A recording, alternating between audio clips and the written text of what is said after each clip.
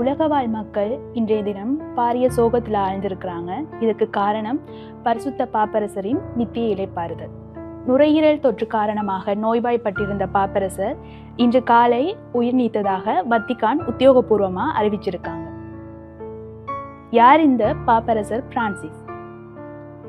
1936ஆம் ஆண்டு டிசம்பர் 17ஆம் தேதி ஆர்ஜென்டினாவில் பிறந்தவர் இந்த பாப்பரசர்.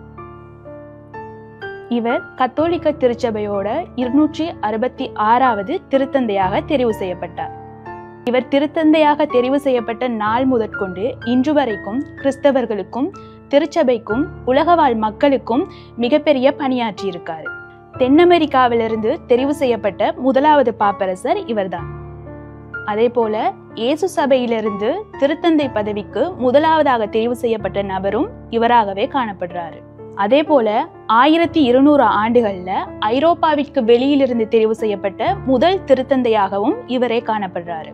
அது மட்டும் இல்லாம தனக்கு முன்னாடி இருந்த திருத்தந்தைகளுடைய பெயர்களை தன்னுடைய ஆட்சி பெயராக வைத்து கொண்ட 2வது திருத்தந்தையாகவும் பிரான்சிஸ் காணப்படுறாரு. திருத்தந்தை பிரான்சிஸ் தன்னுடைய இளமை கல்வியை அரச பள்ளியில பயின்றிருக்கிறாரு.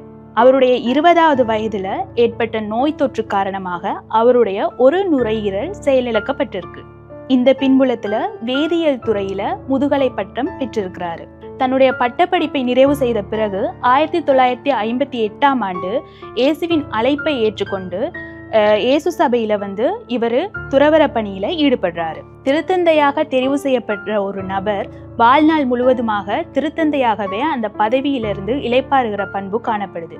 ஆனால் திருத்தந்தை பெனடிக்ட் தன்னுடைய பதவியிலிருந்து விலகியதை தொடர்ந்து அந்த பதவிக்கு பாப்பரசர் பிரான்சிஸ் தெரிவு செய்யப்படுறாரு. இவ்வாறானது ஒரு நிகழ்வு 600 வருடங்களுக்கு பின்பு இடம்பெற்ற ஒரு சம்பவமாக காணப்படுது. அது மட்டும் இல்லாம திருத்தந்தையாக இவர் தெரிவு செய்யப்பட்டதற்கு பிறகு கத்தோலிக்க திருச்சபையிலும் சரி கிறிஸ்தவர்கள் மத்தியிலும் சரி பாரிய மாற்றங்களை கொண்டு வந்த பெருமை பாப்பரசர் பிரான்சிஸையே சாரும். இவ்வாறானது ஒரு பின்புலத்தில் பரிசுத்த பாப்பரசர் தன்னுடைய 88வது வயதில் இன்று காலை நித்திய இளைப்பாறியுள்ளார். இவ்வளவு வருட காலமாக கிறிஸ்தவர்களுக்காகவும் கத்தோலிக்க திருச்சபைக்காகவும் தன்னுடைய பணியை முழுமையாக அர்ப்பணித்த பரிசுத்த பாப்பரசர் இன்று இயேசுவின் பாதம் அடைந்துள்ளார்.